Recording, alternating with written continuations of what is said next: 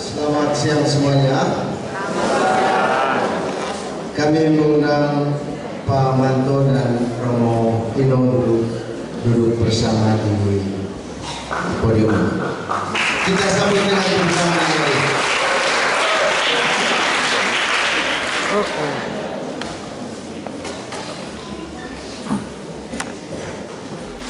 Romo Preses yang kami hormati, Bapak pengurus komite, perwakilan orang tua siswa semuanya, dan juga ada orang tua siswa juga mungkin yang hadir di tempat ini. Ya. Bapak pengawas, para kepala sekolah dan juga para pengawas sekolah tingkat SMA dan SMP dan SMK, siswa-siswi dari semua sekolah yang sudah kami undang dan berkesempatan hadir pada kesempatan ini, dan juga Bapak Ibu guru pendampingnya, dan juga segenap keluarga besar SMP dan SMA Seminari Pius 12 Kisol yang saya hormati. Kami bertiga duduk di sini. Kalau lihat warna bajunya tidak mewakili suasana politik ya. Ini suasana kurikulum merdeka. Saya kira kita semua sudah sering bertemu dan mengenal Pak Manto dan Romo Ino. Saya tidak perlu perkenalkan lagi. Selain sebagai dosen, kedua narasumber ini juga menjadi pegiat di bidang kurikulum, dan dengan tugas-tugas pengabdian ke dunia pendidikan cukup banyak mengenal kita, seperti kesaksian Pak Dani tadi sebagai pengawas sekolah dalam memajukan pendidikan di Indonesia umumnya dan juga di Manggarai Timur khususnya. Baik, seperti yang tertera pada slide dan di banner yang terpampang di belakang kita ini, diskusi kita pada kesempatan siang ini terkait dengan buku yang sudah diterbitkan oleh Pak Manto berjudul Diskursus Filosofis Pedagogik tentang Kurikulum Merdeka Belajar. Kalau kita bedah satu persatu katanya, memang mulai dari kata diskursus kita sudah langsung pusing sebenarnya.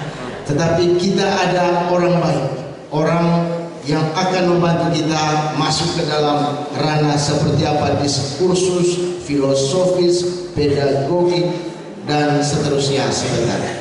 Kesempatan pertama kita berikan kepada Pak Manto untuk sedikit menyampaikan isi atau apa yang ada di dalam dan di balik karya besar ini. Kita beri tepuk tangan dan silakan Pak Manto menyampaikan.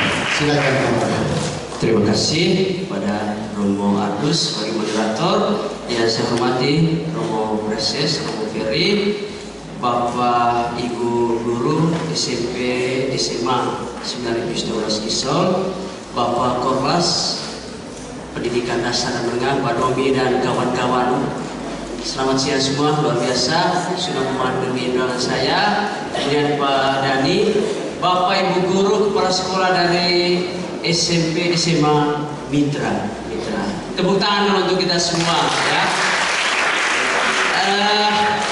Saya sangat terharu ketika Romo Ferry mengundang saya untuk meluncurkan buku ini pada saat hari ulang tahun pendiri ya Seminari Pius 12 Kisol Pater Leo Ferry. Saya sangat terharu dan berbangga untuk momen ini, dan saya merasa kembali ke rumah saya sendiri Bapak Ibu.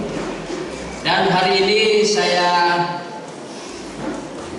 mau memaparkan terkait dengan karya saya. Kalau Romo Ino tadi dalam bincangan kami di mobil, ya pikirannya ini apa ya, karya besar saya. Ternyata setelah beliau lihat, oh ini bukan karya besar, karya kecil lah, ya. Tapi sebentar beliau akan lihat ya terkait dengan buku ini. Baik, terkait dengan apa yang Romo Ardus sampaikan tadi, terminologi atau istilah-istilah yang dipakai ini sangat apa ya, membuat kita memaksa otak kita untuk mendalami. Tapi saya yakin kajian Romo Ino sebentar akan mendaratkan atau membumikan semua istilah-istilah yang saya pakai ini. Ya, sekilas tentang buku Bapak Ibu, diskursus filosofis pedagogik tentang kurikulum Merdeka Belajar ini. Jadi, tapi sebelum masuk ke sana, saya apresiasi dulu dan terima kasih kepada Seminari Pius 12 Kisol yang sudah menginisiasi kegiatan peluncuran buku ini di hari peringatan Pater Leo Peri SPD, dan juga kepada Romo Doktor Kinodangku yang dalam waktu singkat saya minta beliau menjadi pembedanya, karena saya anggap beliau ini sangat mumpuni dan kompeten dalam hal ini, maka beliau bersedia, dan untuk itu saya mengucapkan terima kasih banyak. Baik, apa sebenarnya yang menjadi motivasi di balik penulisan buku ini? Pertama, ini soal tugas dan tanggung jawab sebagai intelektual atau akademisi Unika Santo Paulus Uteng. Itu yang pertama. Yang kedua, buku ini semacam kristalisasi dari berbagai ragam refleksi ketika saya hadir selama 2 dan 3 tahun sebagai fasilitator nasional sekolah penggerak, dan mitra-mitra saya ini bapak-bapak pengawas yang hebat ada di sini. Hasil refleksi bersama mereka saya coba bawa dalam sebuah refleksi filosofis, dan juga dalam posisi saya sebagai asesor Badan Akreditasi Nasional Pendidikan Dasar dan Menengah. Itu yang pertama. Yang kedua, ya, memperkuat dan mengelaborasi beragam gagasan filosofis yang mendasari kurikulum Merdeka. Yang saya tahu kurikulum Merdeka saat ini itu paham yang mendasarinya adalah pertama paham konstruktivisme, progresivisme, dan humanisme. Dan yang ketiga, buku ini saya buat sebagai ikhtiar upaya mengafirmasi diri sebagai filosofos. Filosofos itu dalam pengertian atau yang disampaikan oleh Sokrates dan Pitagoras, kita ini adalah orang-orang yang sedang berada dalam pencarian kebenaran. Kita bukan sofos. Sofos itu adalah pemilik kebenaran, sementara kita ini adalah filosofos, orang-orang yang berada dalam syarat mencari kebenaran. Ini 3 motivasi di balik penulisan buku ini.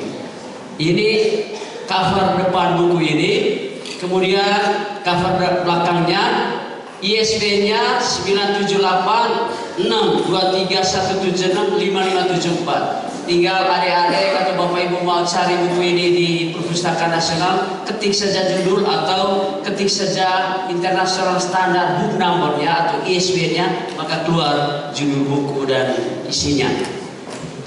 Daftar isi dari buku ini jumlah halamannya 497 halaman, dan genap dengan cover rapi segala macam 500 halaman, terdiri dari 10 bagian dan tambahan daftar pustaka dan jejak karya pemikir. Tadi Romo Ino sampaikan dengan Romo Dio dibilang macam setengah dari buku ini daftar pustaka ya. Baik, terima kasih untuk masukannya. Jadi yang saya akan bahas itu adalah 10 bagian kajian-kajian filosofis terkait dengan kurikulum Merdeka ini. Yang pertama, Bapak Ibu dan adik-adik sekalian, bagian pertama itu judulnya, bagian pertama, kurikulum Merdeka Belajar dan urgensi kesadaran kritis. Subjudulnya, merespon tuntutan transformasi pendidikan menurut perspektif education for critical consciousness Paulo Freire. Paulo Freire adalah filsuf dan pendidik yang terkenal dari Brasil. Ia mengembangkan teori pedagogi kritis dan menekankan pentingnya pendidikan sebagai alat pembebasan. Karya yang paling terkenalnya itu Pedagogy of the Oppressed, memengaruhi pemikiran pendidikan di seluruh dunia. Freire berfokus pada dialog, kesadaran kritis, dan pemberdayaan atau pemerdekaan kaum tertindas melalui pendidikan. Adapun poin-poin penting dari elaborasi antara pemikiran Paulo Freire dengan implementasi kurikulum Merdeka, pertama adalah terkait dengan transformasi pendidikan. Baik kurikulum Merdeka maupun Freire sama-sama mendorong pendidikan yang fleksibel, berpusat pada siswa dan membebaskan. Poin yang kedua, membangun kesadaran kritis. Keduanya menekankan pengembangan kemampuan nalar kritis atau analisis kritis siswa terhadap realitas sosial. Kemudian yang berikut adalah terkait dengan praktik pembelajaran, di mana mengedepankan tentang bagaimana pembelajaran itu membangun dialog kritis, pembelajaran berbasis proyek, dan mengaitkan materi dengan konteks nyata yang disebut dengan paham konstruktivisme. Ini bagian pertama. Bagian kedua, ya, kurikulum Merdeka Belajar sebagai konstruksi kesadaran personal, subjudul memahami dan mengalami dunia menurut kajian fenomenologi Edmund Husserl. Edmund Husserl itu filsuf Jerman yang dikenal sebagai bapak fenomenologi. Dia mengembangkan metode filosofis yang berfokus pada pengalaman sadar langsung dengan mengesampingkan sementara asumsi teoritis. Ini pentingnya tentang intensionalitas, kesadaran yang terarah pada objek dibahas pada karyanya Ideas, General Introduction for Pure Phenomenology. Pemikirannya sangat mempengaruhi eksistensialisme dan filsafat kontinental abad ke-20. Adapun poin-poin penting elaborasi Edmund Husserl, fenomenologi Edmund Husserl dengan implementasi kurikulum mereka. Pertama, penekanan akan pengalaman subjektif. Kurikulum mereka dan fenomenologi Husserl sama-sama menekankan pentingnya pengalaman personal dalam proses pembelajaran. Yang kedua, reduksi eiditis atau yang disebut dengan nalar kritis. Keduanya mendorong upaya penangguhan asumsi untuk memahami esensi konsep secara lebih mendalam. Dan yang ketiga, intersubjektivitas terkait dengan penerapan pembelajaran kolaboratif dalam kurikulum mereka sejalan dengan konsep intersubjektivitas Husserl dalam membangun pemahaman. Bagian ketiga, relevansi totality and infinity dalam pembelajaran diferensiasi. Subjudul, gagasan Emmanuel Levinas dan relevansinya dengan praksis pembelajaran menurut kurikulum merdeka. Emmanuel Levinas adalah filsuf Prancis abad ke-20 yang terkenal dengan pemikiran tentang etika. Dalam Totality and Infinity, ia menekankan pentingnya yang lain atau orang lain, menghargai orang lain dalam filsafat. Dia berpendapat bahwa tanggung jawab etis terhadap orang lain melalui pemahaman diri itu sangat penting. Karyanya banyak memengaruhi bidang fenomenologi, eksistensialisme, etika, serta pemikiran kontemporer. Elaborasi pemikiran Levinas dengan kurikulum mereka terkait dengan 3 poin ini. Pertama, terkait dengan tanggung jawab etis. Levinas dan kurikulum mereka menekankan pentingnya tanggung jawab terhadap yang lain, mendorong penghargaan pada keunikan siswa dan tanggung jawab sosial atau berkebinekaan sebagai salah satu dimensi dari profil pelajar Pancasila. Yang kedua, penghargaan perbedaan. Konsep infinity Levinas sejalan dengan prinsip diferensiasi kurikulum merdeka, di mana mengakui keunikan dan potensi setiap siswa. Dan yang ketiga, pembelajaran inklusif. Penerapan gagasan Levinas melalui lingkungan belajar yang inklusif mendorong dialog lintas perbedaan dan memupuk empati, memperhatikan perbedaan terkait dengan kesiapan belajar, minat belajar, dan profil belajar. Bagian keempat, Deschooling Society dan platform mereka mengajar. Subjudul, perspektif Ivan Illich dalam hubungannya dengan kebijakan pemanfaatan platform mereka mengajar atau PMM dalam kurikulum mereka. Ivan Illich adalah seorang filsuf dan kritikus sosial asal Austria. Ia terkenal dengan kritiknya terhadap institusi modern seperti pendidikan formal dan sistem kesehatan.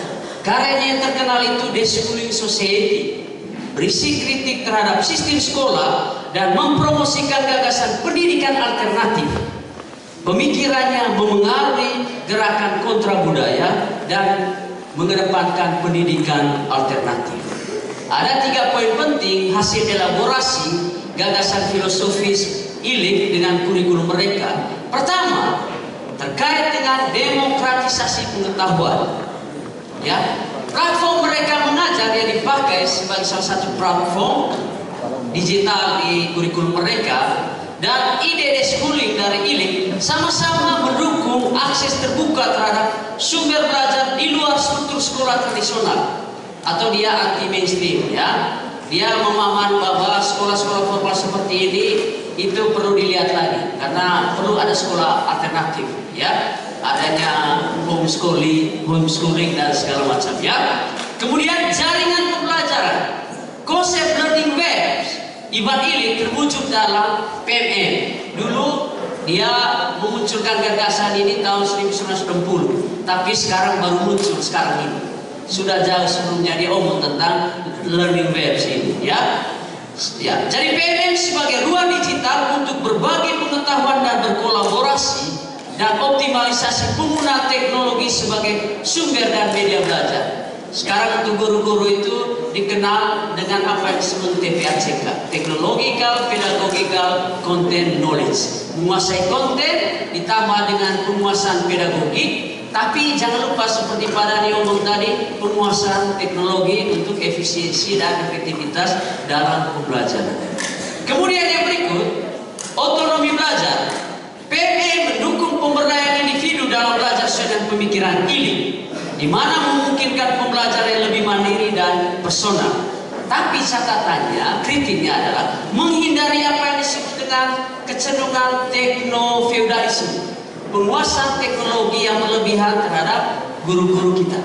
Jangan sampai teknologi itu kemudian menggeser originalitas pikiran, seperti pemanfaatan AI dan segala macam, atau kecenderungan digital panoptikon. Jadi kita dikontrol oleh satu barang yang disebut dengan platform mereka mengajar. Ini sudah omong terkait dengan ini. Ya. Yang kelima, komunitas belajar dan kolaboratif menurut masyarakat emansipatoris. Subjudul mengembangkan komunitas belajar yang komunikatif dalam perspektif masyarakat emansipatoris Jürgen Habermas. Ini filsufnya Romo Preses, karena beliau dulu membuat skripsi tentang Jürgen Habermas terkait dengan masyarakat komunikatif. Kalau tidak salah ya. Habermas adalah filsuf dan sosiolog Jerman terkemuka, tokoh penting teori kritis dan demokratis deliberatif. Dia adalah neo-Marxis, sebagaimana saya juga adalah neo-Marxis. Karena skripsi saya dulu ngomong tentang Karl Marx. Ya. Romo Ferri juga sebenarnya enggak mau mengaku dirinya sebagai pengikut Marx, ya. Karena ketika beliau omong Habermas, sebenarnya di dalam dirinya juga adalah Marx. Ya, neo-Marx, ya. Saya terus terang untuk omong bahwa saya pengikut Marx, ya. Ya, pengikut. Karyanya berfokus pada rasionalitas komunikatif, ruang publik dan modernitas, seperti yang tertera pada karya Knowledge and Human Interest. Habermas berpengaruh besar dalam filsafat, sosiologi dan teori politik kontemporer. Ada beberapa poin elaborasi pemikiran Habermas dengan kurikulum merdeka. Pertama, komunikasi bebas dominasi, di mana menciptakan lingkungan belajar yang memungkinkan semua siswa mengekspresikan ide tanpa rasa takut. Yang kedua, adanya konsensus rasional, kesepakatan nasional, menerapkan dialog dan pengambilan keputusan bersama di kelas melalui diskusi kelompok dan proyek kolaboratif. Nah, ada yang kita sebut dengan praktik budaya positif atau disiplin positif, kesepakatan kelas dan keyakinan sekolah. Ini adalah bagian dari konsensus rasional.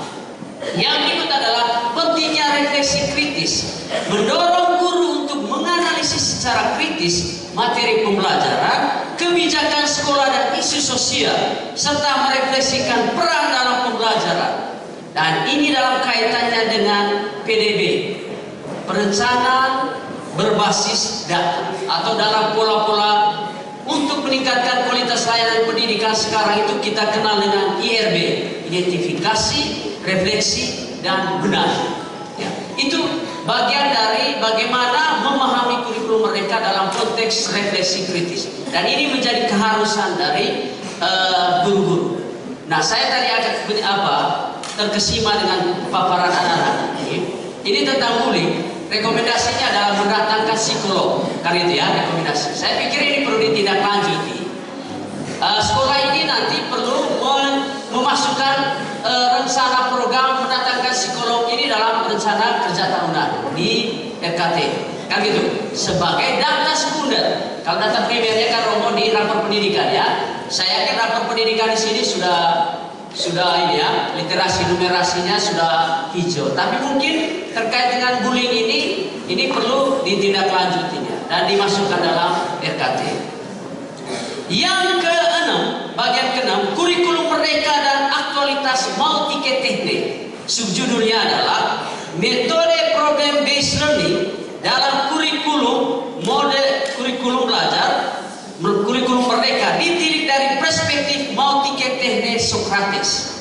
Socrates adalah filsuf Yunani kuno yang dikenal sebagai salah satu pendiri filsafat barat dan guru dari Plato.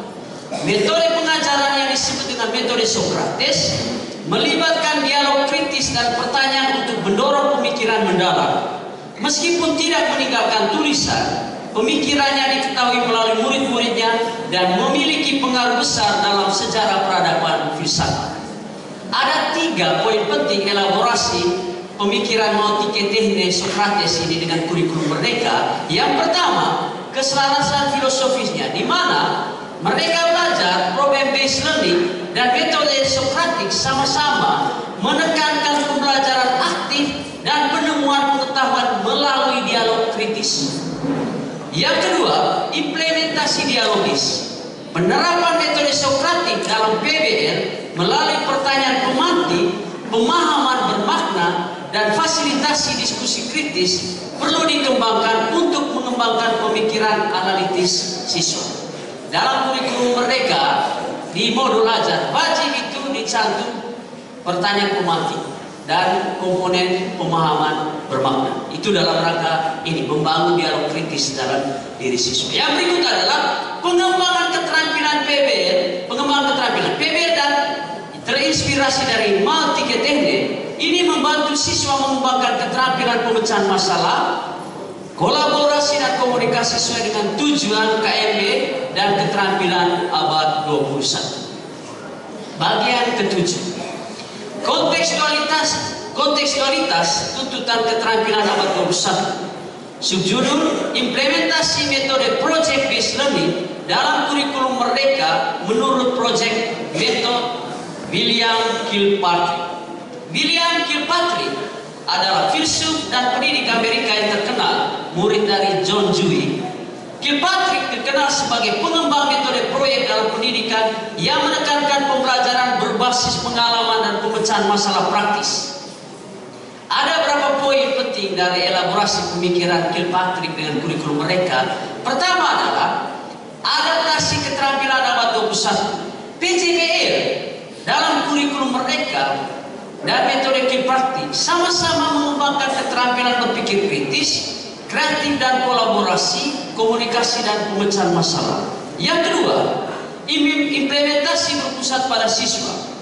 Kurikulum merdeka mengadaptasi prinsip Kilpatrick melalui pembelajaran berbasis proyek yang melibatkan siswa dalam perencanaan, pelaksanaan dan evaluasi proyek secara nyata. Itu siklus dalam PJBL. Kemudian yang ketiga, praksis pembelajaran autentik, di mana penerapan PJBL di kelas melalui proyek relevan, kerja kelompok dan refleksi menciptakan lingkungan belajar bermakna sesuai dengan semangat Kilpatrick dan kurikulum merdeka. Yang kedelapan, bagian kedelapan, asesmen formatif dan scaffolding dalam kurikulum merdeka. Subjudul peran penting asesmen formatif dalam kurikulum merdeka menurut konsep scaffolding Jerome Bruner. Jerome Bruner itu adalah psikolog Amerika yang berpengaruh mengembangkan teori pembelajaran penemuan kurikulum spiral, The Process of Education, bukunya.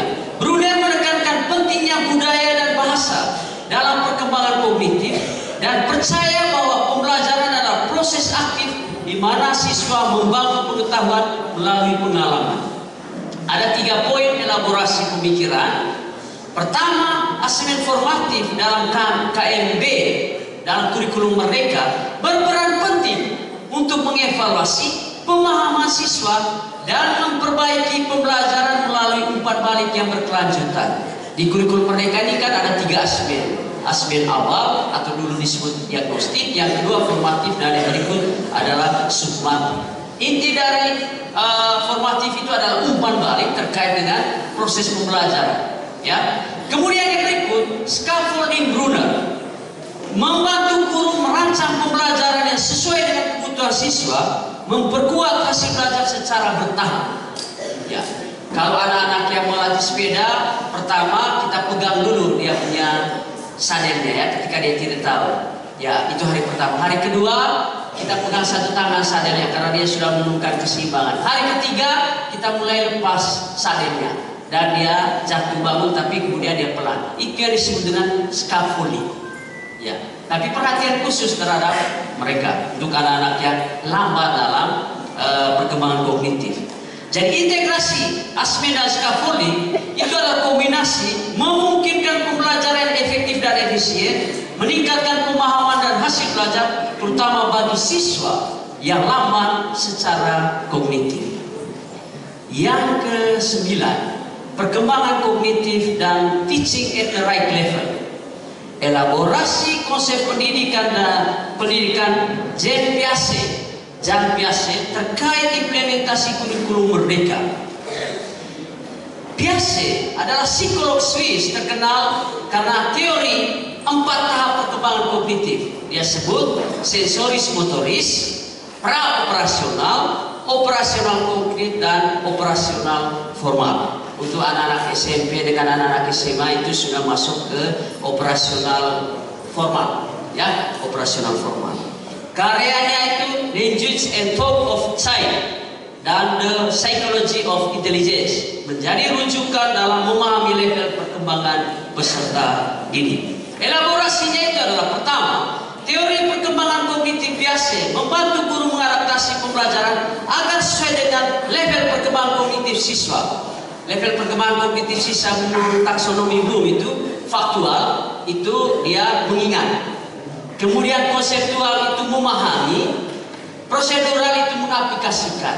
Metakognitif itu terkait dengan analisis, evaluasi, dan menciptakan. Ya, itu yang disebut dengan HOTS, Higher Order Thinking Skill, itu di metakognitif. Itu analisis, evaluasi, dan menciptakan. Ya, konsep A, ya, teaching at the right level dalam KMB memungkinkan guru untuk menyesuaikan pembelajaran dengan level kemampuan siswa, sehingga siswa dapat memahami materi dengan lebih baik.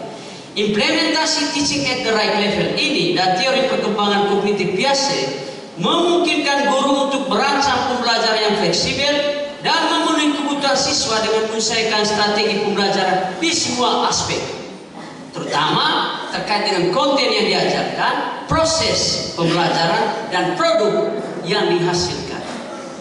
Dan yang terakhir, bagian terakhir, klasifikasi fase perkembangan dan zona proksima. Subjudul, kebijakan klasifikasi fase perkembangan siswa dalam kurikulum Merdeka menurut gagasan Zone Proximal Development Lev Vygotsky. Ya, dulu kan kita kenal dengan kelas, sekarang fase. Ya, fase.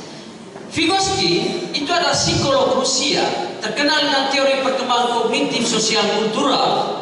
Dia mempopulerkan konsep zona perkembangan proksima dalam bukunya berjudul Thought and Language, yang menekankan pentingnya interaksi sosial dan lingkungan dalam perkembangan kognitif peserta didik. Elaborasinya itu adalah pertama, konsep klasifikasi fase perkembangan dan CPD Vygotsky membantu guru memahami kemampuan belajar siswa dan mengembangkan strategi pembelajaran yang tepat sesuai dengan level kemampuan siswa. Yang kedua, kebijakan klasifikasi fase perkembangan siswa dalam kurikulum Merdeka memfokuskan pada pembelajaran personal sehingga guru dapat merancang pembelajaran secara lebih efektif dan efisien.